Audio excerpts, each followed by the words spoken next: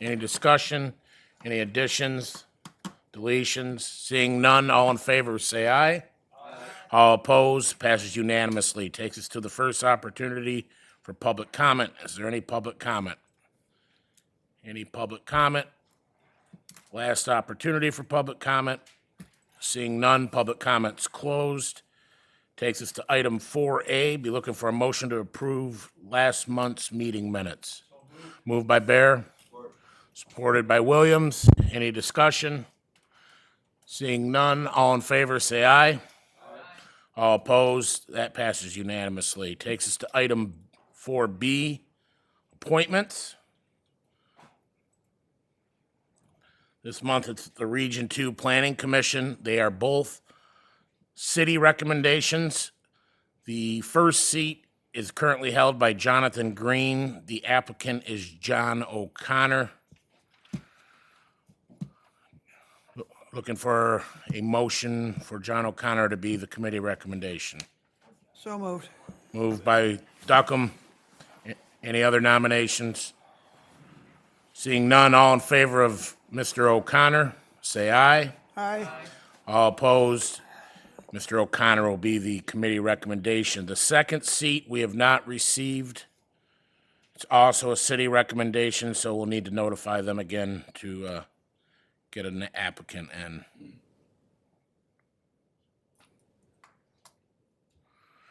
Takes us to item 4C, the prosecutor quarterly report. Hello, Ms. Gersney. Morning. Awesome. Well, we'll just highlight a couple things. We won't go through everything. But if you can go to the next slide for me. Perfect. So as we can see, these numbers have had a kind of an astronomical, is what I've called, jump. In particular, both the warrants requested and then the warrants authorized. To put it a little bit in percentages, in the last couple of years, we've been more mid-50s to mid-60s in terms of how many warrants we are authorizing. This year, we're up at 80% for 2025. Law enforcement and I, we've talked a bunch about what we think contributes to this. And the biggest thing that I think contributes to this is we've had a lot of really good collaborative trainings in the last calendar year. We've been really upfront about what we need to be able to charge more cases, and they've been able to follow through on that with their investigation. So, you know, what might have been before a page of a report comes in at 3 pages of a report, now we have more information and now we can authorize them better. So I think that's where we obviously have a higher amount of warrants requested. I think part of that is, you know, people are calling law enforcement. I don't think there's more crime actually happening. I think we're getting better reporting sources. I think we're getting better investigations, and then we're up on all of the things. I'm sure you guys are also all aware that SCAO has come out and said for Jackson County, we are short 1.5 circuit court judges. I think it's technically 1.6, based on our numbers that we are growing at such a rate that our judges are actually, their caseloads are way over run, and they're due for 1.6 additional judges. Whether that happens or not will, you know, to be determined. If we can go down to the juvenile petitions one, which I think is 2 slides down. This one is interesting as well for me. You know, we've got a lot more petitions reviewed and authorized, as probably people have seen in the headlines. We've obviously had some real violent juvenile offenses lately. We've charged a 13-year-old with a homicide as a juvenile petition because that's the only thing I'm allowed to do. But we have designated that. It's a legal term that at the end of that whole thing, he could be sentenced as a juvenile or an adult or some version of a blended. We've also recently charged 3, we're in the process of a 4th, co-defendants that are 14 years old as adults with armed robberies. We've got this new juvenile population that are reckless and really, really violent. So we're really looking at how many of those we can hold accountable differently to somewhat deter the combination of those crimes that they're conducting. The only other thing I'll highlight is if we can slip down to the major upcoming trials. February, a fair amount of those have resolved. But if you look at March, I think it's slide 8 on mine. One more? Perfect. You'll see we have 5 homicides set in the month of March. Now, I would anticipate at least one of those pleading still. Sounds like that maybe got wrapped up as a resolution last week. But 4 homicides in 1 month in Jackson to be in trial docket is pretty insane. Clerk's office will be calling in about 1 billion jurors to try to accommodate all of that. But we've got some big trials coming up on the horizon. We expect a fair amount of those, at least 3 for sure, to be going in March. There's another one that's maybe more up in the air. So other than that, the only other thing I want to highlight are the victim rights. And if you could go to slide 11 for me, please. Because you'll see, of course, with our crime rates going up and our numbers going up, our victim rights have gone also exponentially up. One thing to highlight, it's not just charges that are coming in, it's not just offenses that are happening more and more, but they're victim offenses, right? It's not just a possession of a drugs that takes us 30 seconds to resolve in court and we move along. They're victim cases. So our victim rights are busier, they're interacting more, they're having to make their extra phone calls, interact with them in court, go to court with them. What those ladies in the victim rights unit do go far above and beyond kind of most of our cases. So their numbers have also been, much, much higher. And the final thing is our safe storage grant. If you can go to number 14 slide, please. That was something this board approved last year. We were awarded $60,000.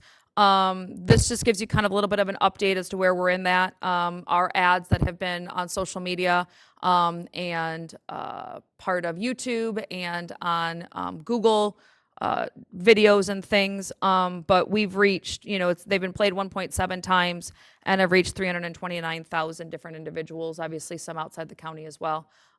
We've been targeting school districts. So we just last week put out some new ones that we recorded out at Columbia and Napoleon using those students. And then those ads will be targeted to those school districts so they can use them and see them as well. Any questions about anything? Yeah, Mr. Duckham. I'm sorry. Good morning. Good morning. Yes, your authorized warrant number is up. Yes. How is the prosecution rate? Is it equally as high, or are we?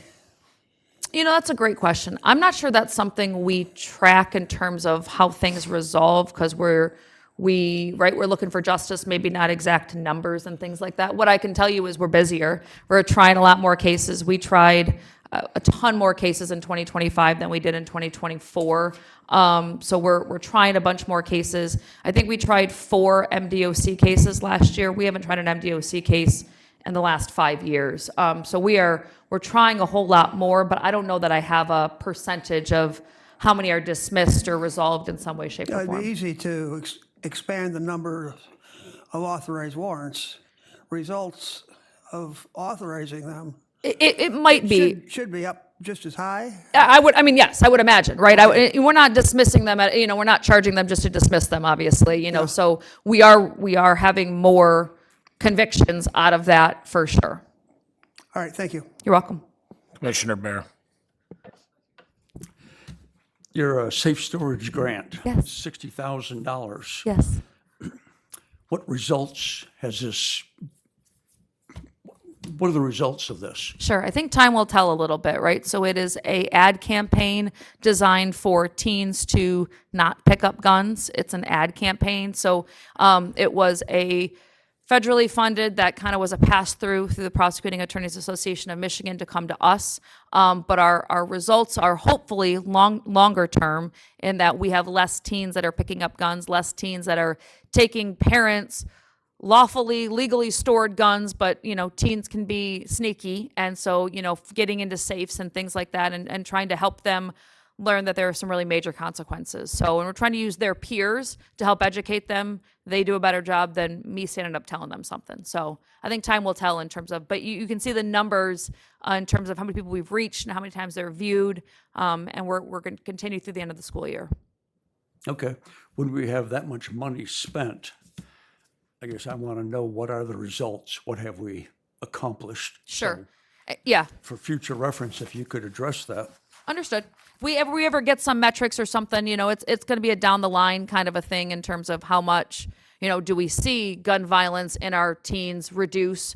I don't know if you can always attribute it just to this. It's probably going to be a combination of things, but we'll continue to look at that. That's our goal, obviously, is to reduce teen gun violence.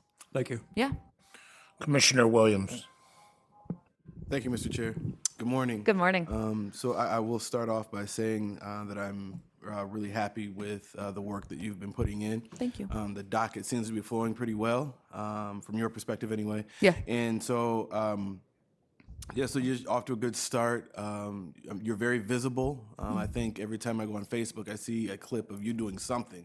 But that's good though. That's a good thing. And so, just to see you out front, talking with community members, showing up to meetings, it's just really good to see. Thank you. So thank you for that. Thank you. But I do have just maybe one or two quick questions for Sure. you.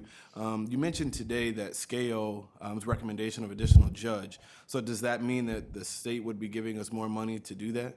I mean, that's my assumption, but I don't actually know how SCAO works with all of that. I think there's some sort of a split, right? They pay some percentage of a judge, but that was the report we got at the courthouse that the chief judge got, was that circuit court is, based on the caseloads, short 1.6 judges. Mrs. Kibitsky can add to that. So we get a pass-through for the judge's salary. We do not get funding for the staff of the judge, which is generally a court recorder and a court officer or law clerk or both. So we do not get funding for that. But it's a pass-through for the judge's salary. We provide benefits for the judge, meaning health care and that type of stuff. But the salary is a pass-through. We get reimbursed for it. So to further that then, so does that mean that the report from SCAO is just simply telling us that we need to hire more employees? Judges are legislatively assigned. I'm referring to, I'm sorry. I'm referring to not the judges, but just to the other individuals that you mentioned. A court recorder is required, and so if we get a judge, which is a legislative assignment, the legislature has to pass a law adding the judge, and then once that is done, then there would be an election. Once that judge is elected, we would have to provide the staff. It's statutorily required to have a court recorder / a secretary is statutorily required, but they need a court recorder. So it'd be required. Okay. But it takes legislative action to get that To get the judge. judge, yeah, of course. And then finally, if I remember correctly, and I could be wrong, because I've been known to not be the best note taker, but if I remember correctly, the state said that prosecutor officers were going to receive additional dollars. Does that sound right to you? It does. Do you know if those dollars have been presented yet? They have not.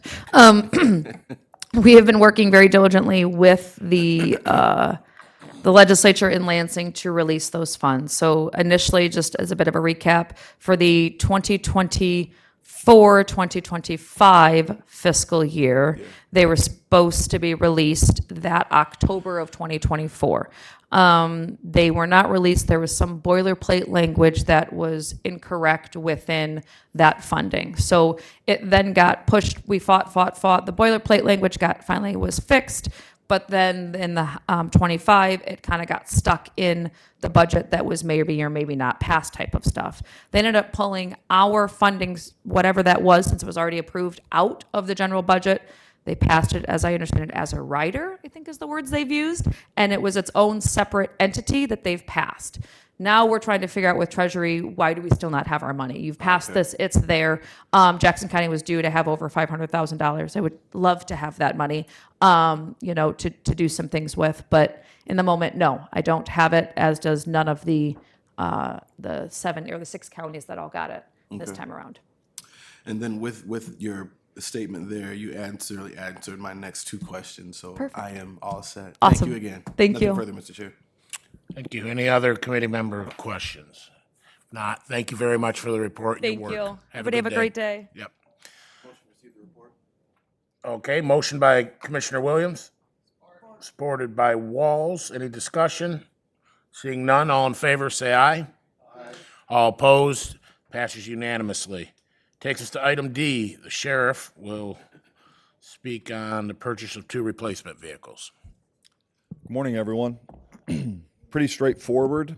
This is 2 vehicles, that were totaled in unfortunate car accidents.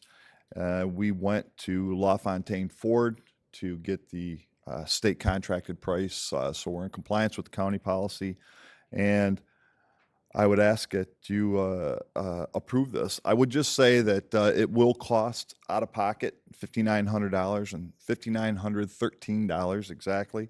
That is not covered by our insurance for one of the vehicles, but the other one, which is not covered by insurance, will be covered by the state secondary road patrol grant.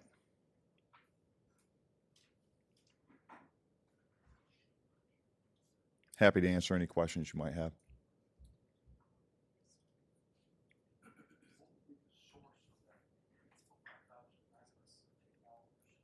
It's in our general fund, through our budget. We budget for type of incidents like this. Any other questions? Pretty straightforward. Yes, Commissioner Williams. Thank you, Mr. Chair. I have no problem with the motion, but I just was curious. I know we've talked about cars running all the time, and you broke that down to me why we need to do that. But I'm just curious, with the addition of these new vehicles, pending any accidents or anything like that, what's the lifespan of our vehicles? Typically, about 2 years. 2 years. You'll notice that one of these vehicles is a 2020 Ford Explorer. That one's a secondary road patrol vehicle. The reason why that vehicle lasts longer is because that can only be used exclusively for secondary road patrol enforcement. Okay. So that vehicle is only on the road 8 hours a day, 5 days a week. That is the secondary road patrol grant, and that's why it lasts so much longer. Okay. Thank you. Nothing further, Mr. Chair. You're looking for a motion to forward it to the full board with recommendation of approval. Moved by Bear. Supported by Walls. Any discussion? Seeing none, if you'd please post the vote.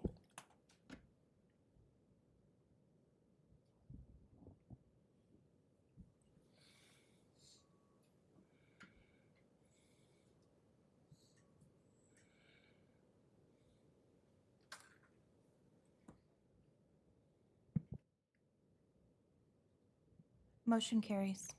Thank you. And that'll take us to item E, the end of the year staff report. Thank you, Chairman Kennedy.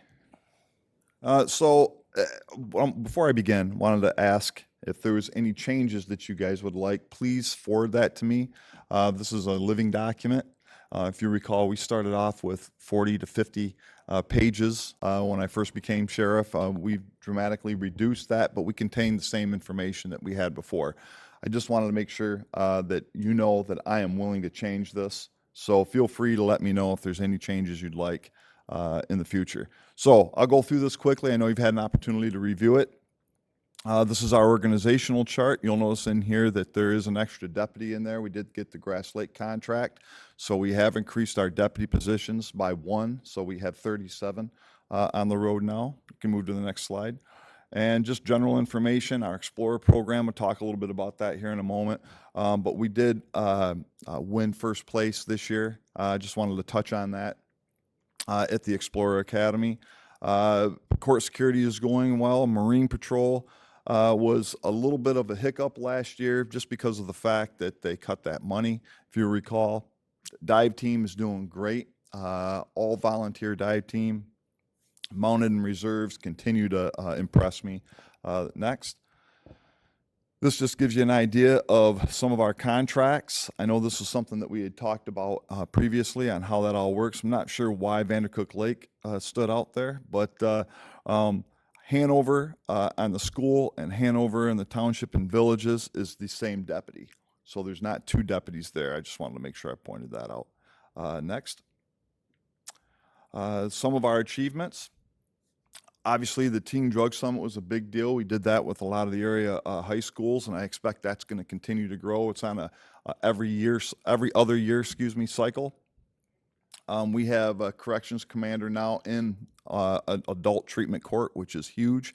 So people that are involved in adult treatment court, if they have a problem, they go directly to jail, and we make sure that they get there. So as you can see, retention has been an issue again. 6 road patrol deputies, 5 corrections deputies, and 2 casuals were hired. We had all of those people go to, on our road side, all of those went to the police academy. And our outdoor shooting range is now optional. Next. Some of the achievements, This is huge stuff. The RAP is instituted by our staff for inmate control. It's a much more humane way of taking control of the inmates, and it's been a proven success for us. Body scanner, I think there was a question, Commissioner Walls had a question the last time about that. We were able to collect a little over 3 grams of methamphetamine from a person trying to smuggle it in the groin area this weekend, which is a big deal. That's something that would have gotten through before, but we were able to catch it this weekend. So I was really excited to see that and wanted to make sure I pointed that out to you. If you could go to the next slide, please. All of the different things that we're involved with in the community, and we just continue to grow that. Our Strive team is huge for us, for community relations and community development with our staff. It's been a great big deal, and we are always seeking out additional things to do. The next slide, please. And I just put 2024 up there for a statistical comparison. You can see we dropped about 5,000 calls for service. With the decrease in staff, that's gonna happen. As you can see, though, miles driven is up. We're hopeful that with the implementation of our online reporting, that'll go down a little bit. Citations issued, interestingly, went up dramatically from the year before. Arrests down, use of force incidents down, OUIL, I'm dating myself, OWI arrests are down. And as you can see, everything else is pretty well flat. Happy to report the injury accidents are considerably down as well. Next slide. So there's 3 major incidents that I want to touch on. I'll go through these quickly. There's a lot of information in here. I trust you've had an opportunity to read it. But really what these highlight are that the Detective Bureau is a huge portion of the Sheriff's Office and something that's critically important to us. The CSAM investigation, and CSAM is an acronym, stands for Child Sexually Abusive Material. This is a big deal for us. This was a person that was in our community that was actually doing and cultivating this CSAM material all throughout the country. Our detectives were able to crack it open and identify several victims, even local victims. There was thousands of images of CSAM that these children were involved with, and the subject is now in federal custody and is looking at a long prison term. Next. This is the homicide on Lincoln Court. It's really amazing that this all came together. There was a tremendous amount of legwork that was done by our detective, Kelly Ebersol, in identifying these subjects. We still have one that is outstanding, but we have 2 of them in custody right now. And I think the case is very solid. And of course, you never know. Nothing's a slam dunk, but I do think it's a very solid case, and her efforts should be applauded. Next. And this is the cold case homicide from 1984. Obviously, there's been an emphasis recently with my detectives through my office to emphasize a little bit more on some of the cold cases, to relook at the evidence and see if modern technology can assist us. This was a case that I kind of felt like slipped through. When I learned that this person was going to be up for parole in Florida, we decided to make this a priority case, and that is why it is being prosecuted. So I'm confident that this is a good case as well, but again, you never know when you go in front of a jury. Next slide. Janette is doing an excellent job. As you can see from the results here, over 4,000 grams of cocaine, 3,800 grams of heroin and fentanyl, and 560 grams of meth. You can see all of the different guns that were illegal that were taken off the street as well to protect our community. Next slide.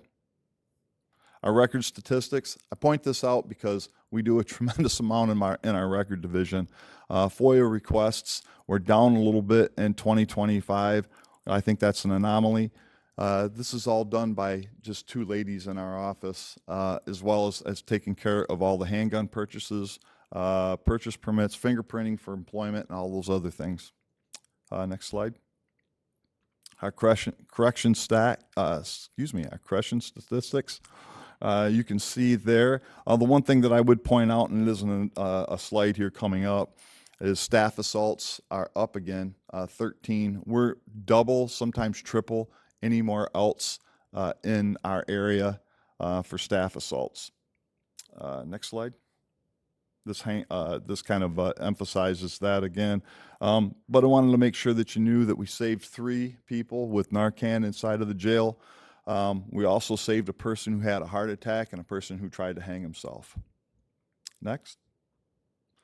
So here are 5 corrections deputies that we hired. We are constantly recruiting. Rebecca Duncan, who is right in the middle. She was a young lady that was a waitress of mine at a restaurant here. So we are always recruiting. A couple of the other ones were different people that we've come across during community events. So it's been wonderful to be able to recruit folks in our community for these jobs. Next slide. This is huge, and I wanted to make sure that you guys saw this because we have 6 deputies here. 2 of them are Patrick Bolter from Blackman Township and Paul Long from Blackman Township. And then the other 4 are all explorers. So our Explorer program has become a feeding program for us, which is a big deal. And we anticipate having potentially 1, maybe even 2 additional Explorers go to Police Academy here in the near future. Next slide. So some of the things that we've already talked about in our planning session, weekend dorms at the Channer Road facility, female step-down barracks, transport van, continuing to upgrade the camera systems, the Axon contract, which is huge for us. And the intake center is something that I think we're going to push off until 2027, but still important to note. And I believe that's it. Committee members, any questions? It's unfortunate to hear about the increase on staff being assaulted. When individuals do that, do they face any more severe charges than they would if they assaulted somebody regularly on the street? Yes, they do. Yep, it is a good. felony charge. All right. Thanks. You're welcome. Any other questions? Oh, yep. Commissioner Pileski. Thank you, Mr. Chair. As to the assaults, there's 13 assaults. Do they occur, I assume they occur at both facilities, but is there more at one than the other? Or just curious to know where they occur? Most of them occur on Wesley Street. We do have them occur from time to time on Channer Road as well, but Wesley Street is usually our intake area when people come in, and we have a difficult time because we don't have the isolation cells that we need. We have a difficult time keeping them isolated and keeping them from harming themselves or harming other inmates, and usually it's in those times of flux that those incidents occur. You looking for a motion to receive the report? Moved by Bear and supported by Duckham. Any discussion? Seeing none, all in favor say aye. Aye. All opposed, pass unanimously. Thank you, Sheriff. Have a good day.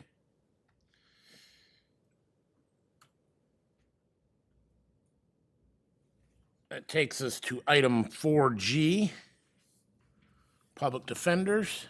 Mr. Rogers is here. Oh, I'm sorry. I jumped ahead. Jump one, okay, yeah. My mistake. It's 911. But you got extra exercise.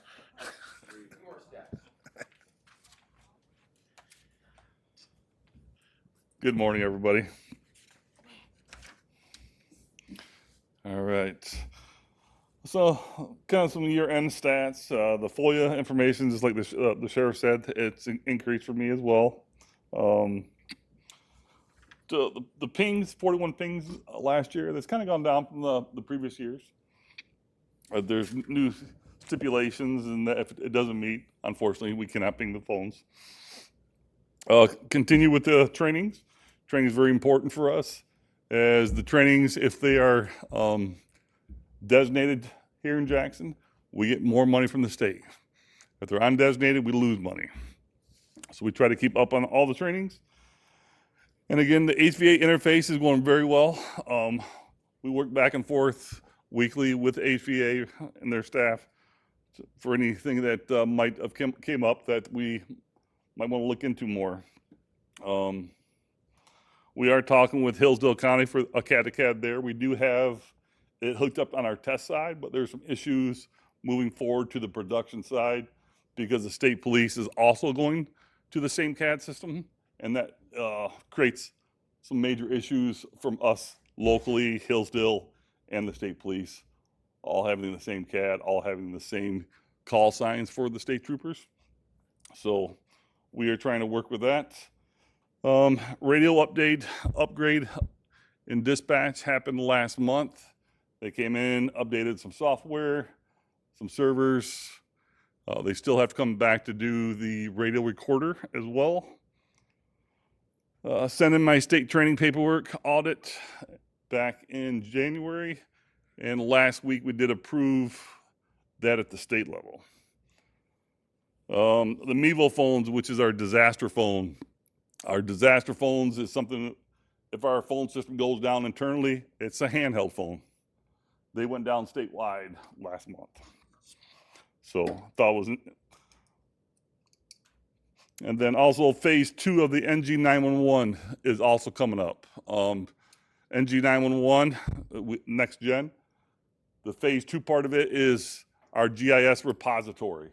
Our GIS repository is something the state holds for us that we update monthly. I had a conversation with our IT director and our GIS department to make sure they are doing that. The better information they have, the better of the calls will get routed to the correct PSAP.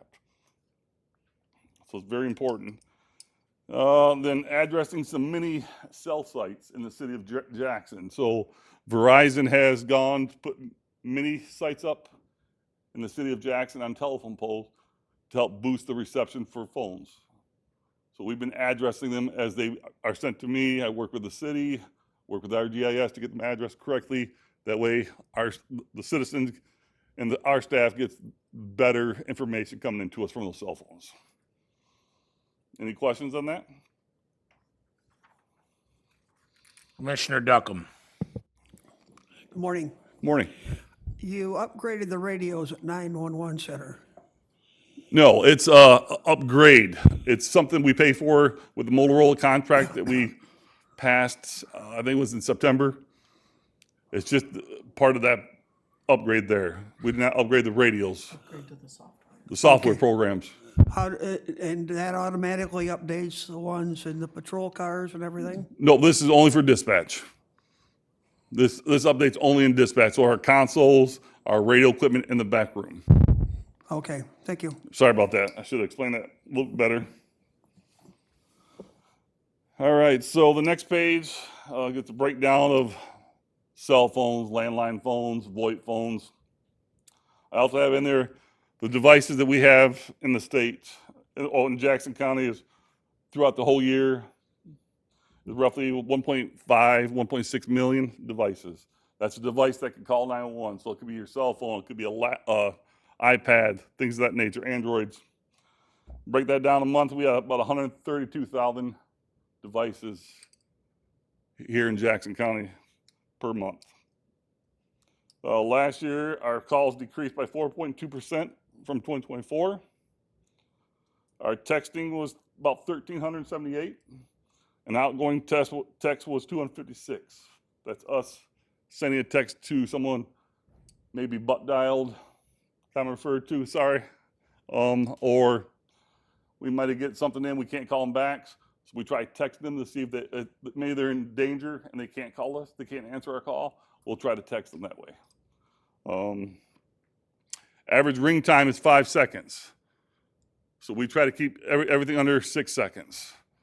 So it takes us 5 seconds to answer the call when it comes in. That's about 2 rings. Average talk time is still an average of about 91 seconds, which has been almost all last year. Total incidents for all last year was 151,097. That's police, fire, EMS. Next page, the busiest hour that we had was in March. Dispatchers took about 190 calls at 6 o'clock, 6 p.m. to 7 p.m.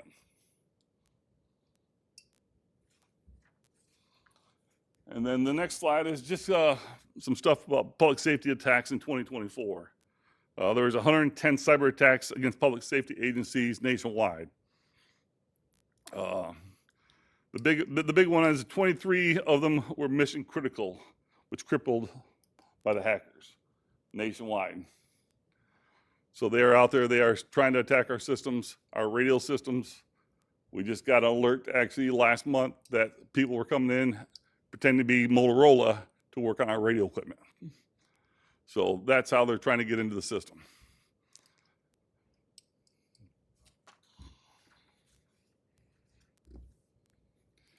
This is just the compared stats from 2024 to 2025. I did break it down at the bottom as well. Traffic stops went up by a couple thousand back in 2025. Homicides went down from 25.3 to 8, and everything else kind of was equaled. The next page is the exact same thing, just a little differently, so you guys can actually see it. Sometimes I can't see this stuff either, so I kept it in red. I apologize. And then the next page is just the break time of day, the busiest time of the day of our calls. As you can see, from about 3 o'clock to about 8 o'clock is our busiest times at night. Then a breakdown per department of all the departments we utilize here in Jackson County from 2024 to 2025.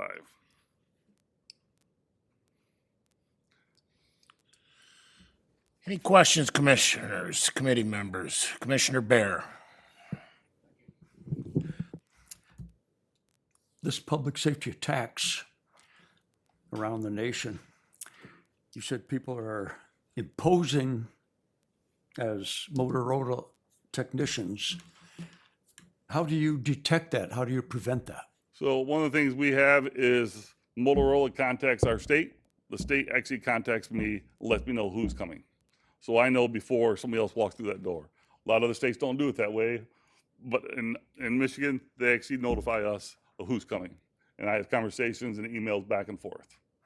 So if someone shows up unannounced, they're probably a fraud. Correct. So are they detained?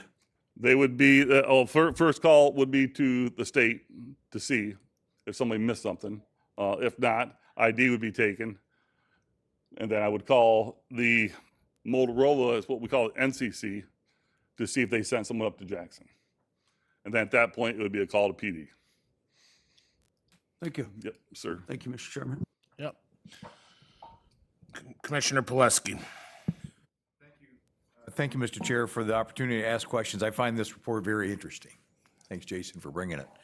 When we look at the busiest hours, the very busiest hour was March 30th in the 6 o'clock hour, and the next busiest was the next hour, and the next busiest was the next hour. Yes. What was going on? Was it a storm or something? Probably a going on? storm, yeah. If I Okay. remember, there was a storm back that day. Yeah, okay, that sounds logical, like lines are down or who knows what, but the three busiest hours were on the very same day. Yeah, usually if there's a major storm, those could be the top 4 or 5 hours. Okay, thank you. Yes. Down my way, Hillsdale County, emergency response is an issue. They're in Pulaski and Hanover townships. The CAD to CAD interface. What does that mean? I'm sorry, I'm pretty ignorant of No, what you're those fine. things are. So what it is, it's if we got a call from somebody, say in Pulaski, Yeah. and I see that we have a state trooper up there,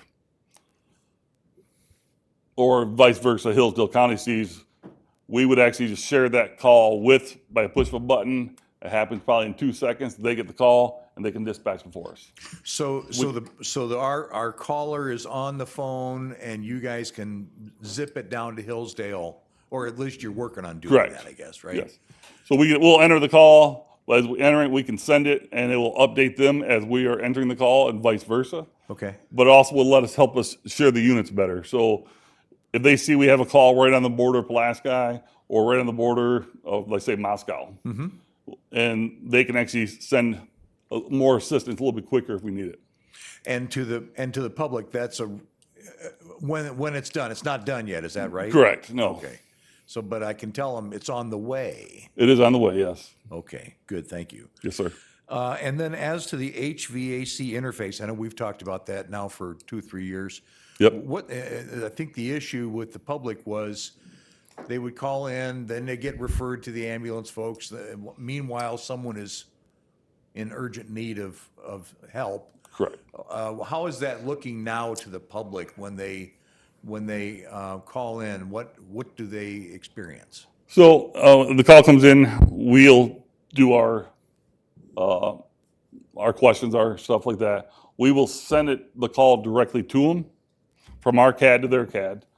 So when we transfer the caller for them to EMD it, we just tell them it's already in the system and they already have it up and already going right into the questions. So it's So it bypasses. less repeating things than for the person who's just called in. Absolutely. Good. They're not having to ask the same questions that we just got into asking. What's the address, things of that nature. It's already in the call. They can see it.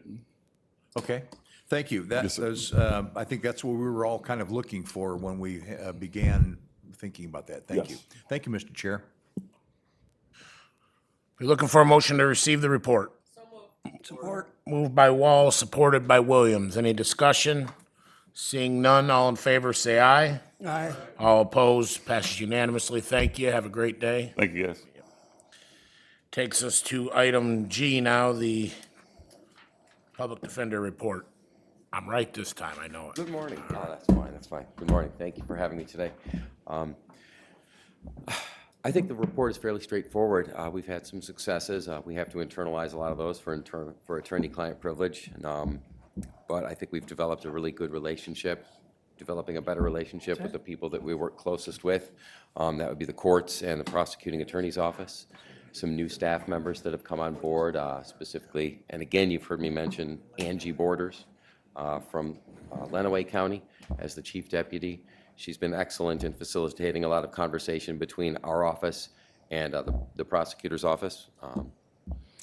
So I think things are starting to smooth out for us, and we hope to, in this year, reach out, get a little bit bigger with staffing and just with our presence in the community. Those are our objectives. If anybody has any report-specific questions, please feel free. That's what we're here for. Committee members, any questions? Commissioner Williams. Thank you, Mr. Chair. I just wanted I don't really have any questions, but I just wanted to also just thank you for your response time with me. We've had some interfaces, and you got back to me really quick on that, so I just really appreciate it. And also, too, you're since being chair of the department, you're off to a great start, and I just appreciate what you've been able to pour into the system thus far. Thank you. Thank you. Thank you. Nothing further. Be looking for a motion to receive the report. So moved. Moved by Duckham. Supported by Walls. Any discussion? Seeing none, all in favor, say aye. All opposed, passes unanimously. Thank you, Kevin. Have a wonderful day. Thank you, everybody. Thank you for approving our grants as well. Appreciate that. All right. Just something to note before we move on here, committee members. I just received some information. We had already passed it, but when we did our appointments, the city has notified Commissioner Willis that they actually wanted Mr. Green to keep that seat, and we went forth with a different individual. Just keep that in mind for next Tuesday night. Thanks. Mr. Chair, to that point, I apologize, but that's exactly what I was just gonna say. Is there an opportunity just where we could do a motion to reconsider? Well, I'd want to get some clarity because there's actually 2 seats available according to that, and one of them had no recommendation. So we might actually be able to put both of those individuals on if Mr. O'Connor, Chairman. If I may, Mr. Chair, the city manager had contacted me indirectly, and what his objective was for that person to be put in the blank seat and for him to keep his seat. So I guess I would politely ask at the end of the meeting, we do a motion to reconsider and that enough. you just endorse both of them to going to the full committee on Tuesday night, sir, if you would, please. Good enough. We'll revisit it at the end of the meeting. Sorry to delay you. No, no problem, sir. All right. Go ahead with the airport hangar 105 ground lease. Okay, good morning, thank you. This is a hangar that has been sold, and we waived our first right of refusal at the airport board meeting. And the new owner is requesting a brand-new 20-year lease. So the request is to approve a 20-year lease for hangar 105.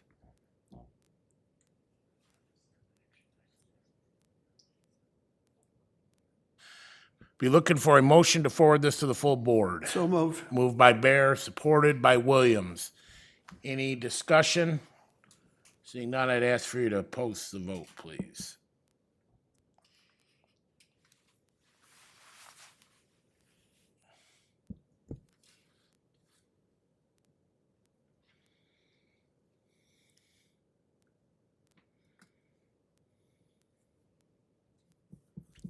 Motion carries.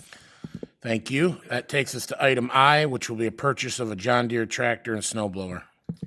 Thank you, Mr. Chair. So the request is to purchase a new tractor to replace an existing New Holland tractor that was purchased from Jackson DOT back in 2020.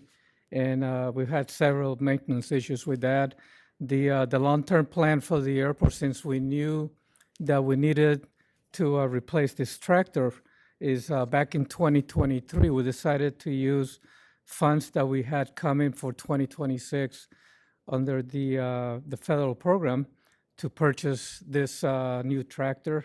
Unfortunately, the FAA has changed their ruling, and we're not allowed to purchase a snow removal equipment or any kind of equipment with these funds. So we were left kind of hanging because we have a need for a tractor, but we didn't have any funds for it. It was not approved under the 2026 airport budget.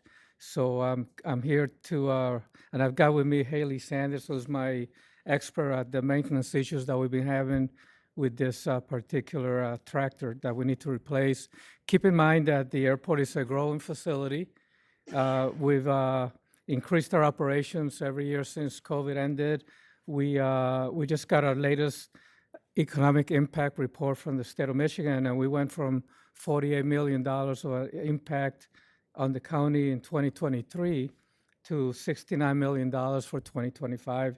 That includes a direct impact on 224 jobs here in the county of Jackson. So in order to keep the airport growing and to continue to maintain the safety standards that we have, this is a pretty important item that we're coming to request. Haley, if you could tell us a little bit about the tractor. So the tractor itself is underpowered. It does not handle the grades we have at the airport. It is not able to be equipped with dual mounting tires. So in the case of that, when it rains, it gets very slick out there. It has a very high center point of gravity. So going up the grades can be very dangerous. And we're also getting to the point where it has some electrical issues. When you're hitting the brakes, sometimes it doesn't brake, it'll start lunging forward. It is getting very dangerous with that piece of equipment. Thank you so much. So the request is to buy a used John Deere tractor, and it's going to come with a front-mounted snow blower. So this will allow us to replace several pieces of equipment at the airport that are needed really badly. This is one of those years where we could have used a snow blower that could handle the kind of snow that we've been getting, and that has been an issue for us. It makes it difficult for the pilots to see the runway and taxiway lights. And as we get more and more jet traffic, it's critical that we keep the airport basically open 24 hours a day. One of the issues that we have to deal with is that we're required by the FAA to open the airport fully within 2 hours after a snow event. And the reason for that is because we have so many operations per year and because we have more than 15 inches of snow a year. But unfortunately, they're not supporting us in the purchase of a new piece of equipment. So I'm asking the county to see if we can get support. According to the county administrator, we may have the funds available.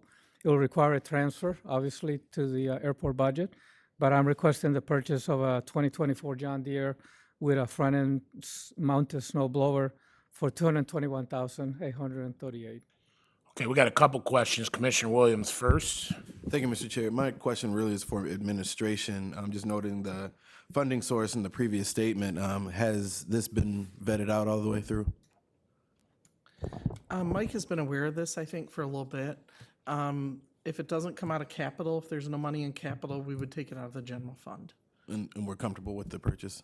Yes, it's obviously necessary. Perfect. Thank you. Nothing further. Commissioner Duckham. Good morning. Good morning, sir. I'm comfortable with the purchase and I'll support it. I'm more concerned with this death trap of a device we're using right now. Sounds very dangerous. What are we going to do with it? Well, go ahead, Haley. I'll let you answer that one if you want. So that's a tough one because pretty much we'd like to get rid of it.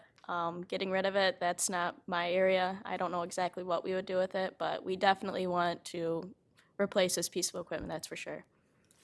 Yeah, basically, Commissioner Duckham, we are going to go ahead and sell the tractor. We're not using it anymore. We expect if we have to continue using it, we're probably going to have another $20,000 to $50,000 maintenance fee. We have electrical issues that have not been able to be diagnosed as to why it's happening. And like Haley mentioned, the situation with the break-in action, which is very dangerous, where when the operator is trying to slow down, the tractor without any known reason decides to accelerate, or sometimes when they're trying to accelerate, the tractor stops on a dime. And if the operator was not using a seatbelt, they will be pushed forward right into the windshield. So it is a dangerous piece of equipment that we have to use because we don't have any other piece of equipment right now to use.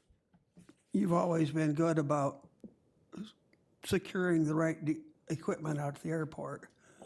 I suggest we find a place to park this till we can sell it to somebody else. Yes, sir. One of the advantages of buying a used piece of equipment is that it is ready to be received right now. So we could, if the funds are approved by the county commission, we will be able to take hands of this equipment right now versus having to wait until August if we were to buy a new one. Thank you.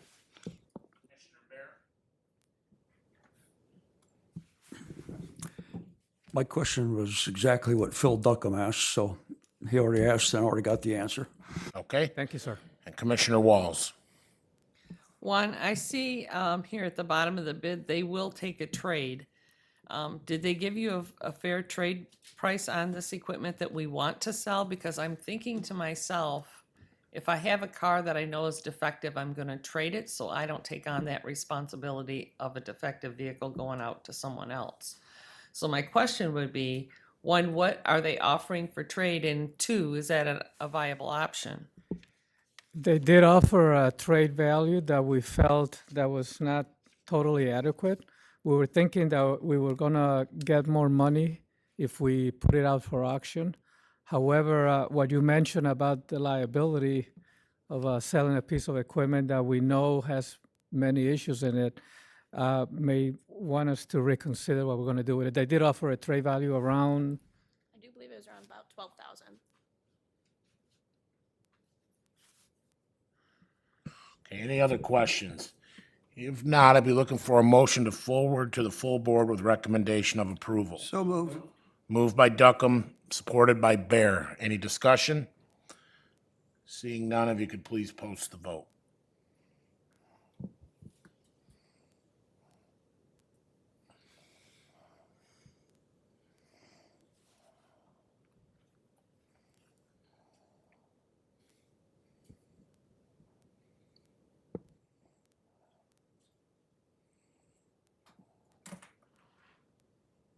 Motion carries. Thank you. thank you so much for your Great support. day, guys and lady. Commissioner Bear, Did she just say the motion carried? she did. I never saw the I never saw the vote box come up. I never voted. How did,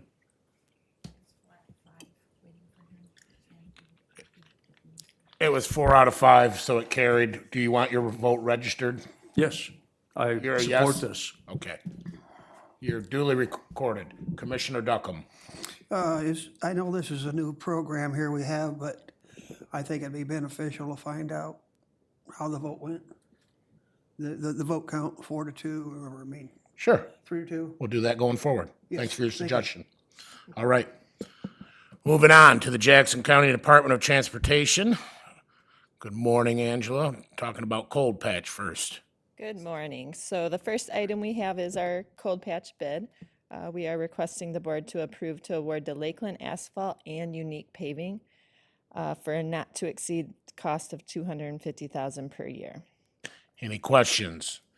Seeing none, be looking for a motion to forward to the full board with recommendation of approval. Moved by Bear, supported by Duckham. Any discussion? Seeing none, if you could please post the vote.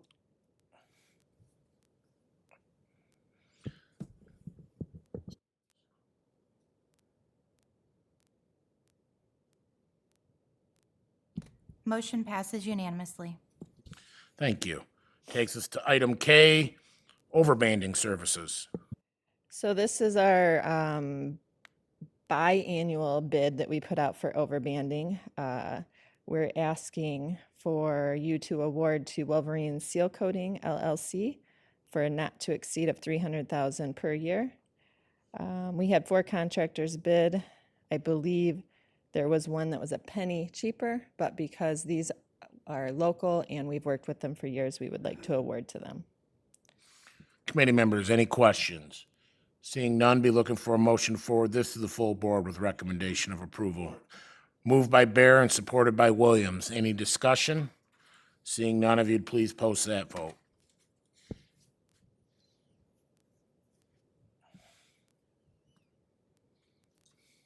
Motion passes unanimously. Thank you. Are those gonna end up going up on the screen like they used to? Is that the vote count? I don't know. I know before it used to be up there, but I don't. Just wondered. Okay, takes us to item L, pavement marking. It's up. All right, so pavement marking, we are asking to award to PK Contracting for 2 years with an option to extend 1 year at a cost not to exceed $500,000. Committee members, are there any questions on this? If not, I'd be looking for a motion to forward this to the full board. Moved by Bear, supported by Walls. Any discussion? Seeing none, if you could please post that vote.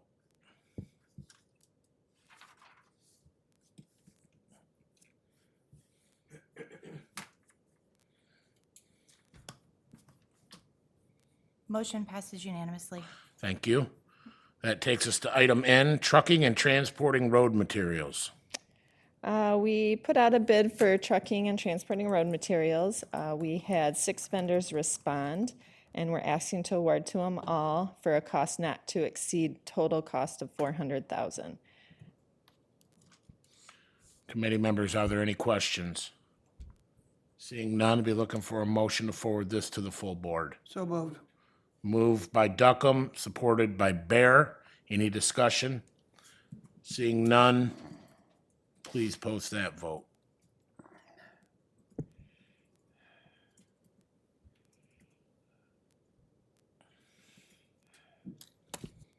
Motion passes unanimously. Thank you. That'll take us to item N, the mini hydraulic excavator.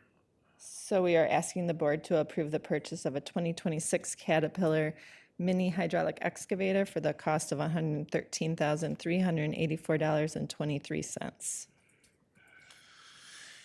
I believe when I researched this, this was in your annual budget, correct? All right.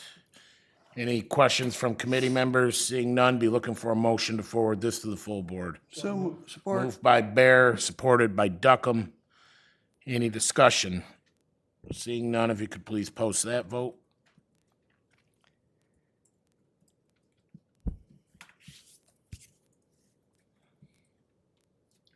Motion passes unanimously. Thank you, and that takes us to our last item with JC Dot, monthly report. Which has been winter. But we do have some grant projects. The South Jackson Road tree project, all the trees have been dropped. We're now working on the removal of the stumps. Our curve sign project is ongoing. I believe Charlie said we're done with Blackman Township signs for that. Then we get to our maintenance, which has been the core of what we've been doing lately. Our guys and gals have been out fighting the snow. There's a list of our events that we've had to date for this winter, about 41 days of actual salting and plowing. The next slide just shows the totals of the salt for this season so far for the different garages. Then we have our to date for this year's Q alerts. So we've had a total of 437 calls. 134 are open and 303 we've been able to close. And unfortunately, yes, there are 66 open potholes, but it is very hard to patch potholes when the snow is in them. Then there's our patching for the year so far, almost 230 tons that we have managed to get out there when weather allows in January.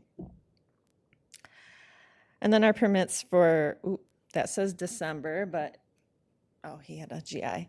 I think he just forgot to change that. I think that's for January numbers. Any questions?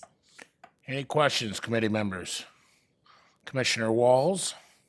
I have no questions. However, I want to report, I just came down Knight Road, east of Mount Hope Road, and someone has a big pylon in the middle of the road. It's sitting down about that far, so if someone could investigate that, I'd appreciate it. Thank you. Yes.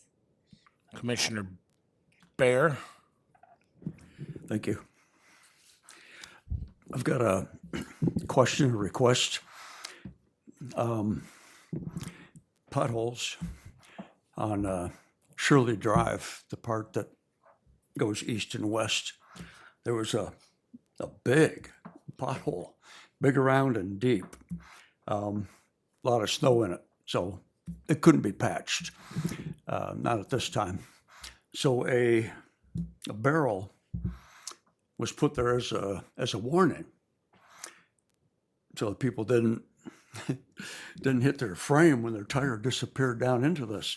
Some drivers, if their lane is obstructed, they just think they're entitled to go over the center line and keep moving.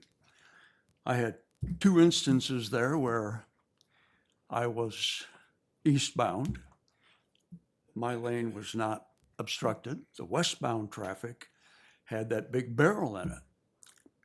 People without even looking for the oncoming traffic just swing out into the oncoming lane to get around that barrel. I don't know if that barrel, if they think that gives them the right to just take the adjacent lane. When you put something out like that, can you put a sign, a yield sign? We do not put barrels out in potholes. I'm not sure. I have never heard of us. I don't know where that would have came from, just like the pylon. We don't put anything in the hole. Okay, it was out there for Yeah, quite a few days. That was not yours. nope. No. Okay, thank you. Committee members, any other comments, questions? Chairman Shotwell? We both know of the involvement of a particular tree on South Jackson Road. Was the family accommodated with being there for removal if it was at all? And did things go well and we're all taken care of now on that project? Yes, it went very well. I didn't bring my phone up, but the son texted Charlie and thanked him for his professionalism and was very happy, not with the outcome, but with the process. And he actually sent us a picture. The tree was rotted. It was dying. It had 3 foot of decay in it. So, and on top of that, it was hit the day before. It was hit the day. Yeah. Okay. Not by, I mean, yes, there was a slide off. We called, I think we checked with 911. Somebody slid off with the weather and hit it. So, Thank you. yeah. Okay, I'd like to thank you for getting back to me so quick on that neighborhood twice now over there by Center Lake. And also thanking the team, particularly the plow drivers. This has been one of the hardest winters we've had in a while. I'm not sure the public always understands how hard it is to get the roads cleared that quick. Right. But they've been doing a good job overall, and I'd like you to relay that from me to them. I will. Thank you. Any other comments? If none, be looking for a motion to receive the report. Moved by Bear, supported by Duckham. Any discussion? Seeing none, all in favor, say aye. All opposed, passes unanimously. Thank you, Angela. Have Thank a you. great week. You too. Takes us to item 5A. Be looking for a motion to pay the claims.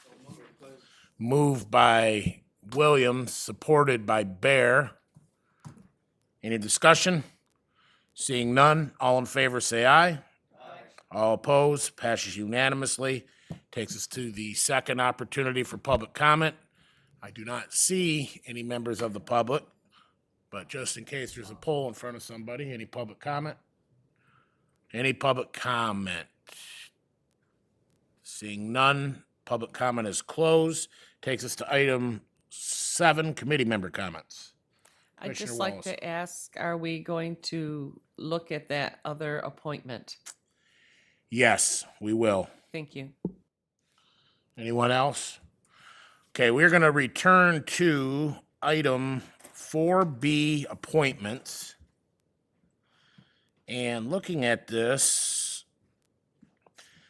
I guess I would ask administration, we already recommended Mr. O'Connor. Is there a difference in the term for the 2 seats, or are they the same?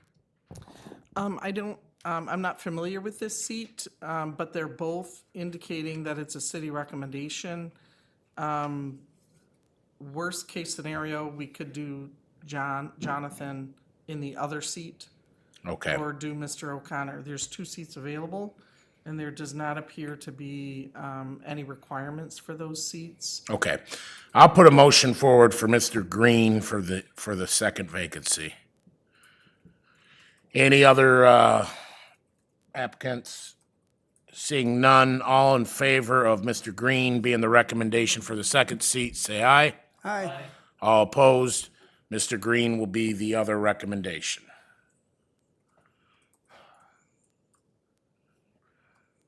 That'll take us to meeting adjourned.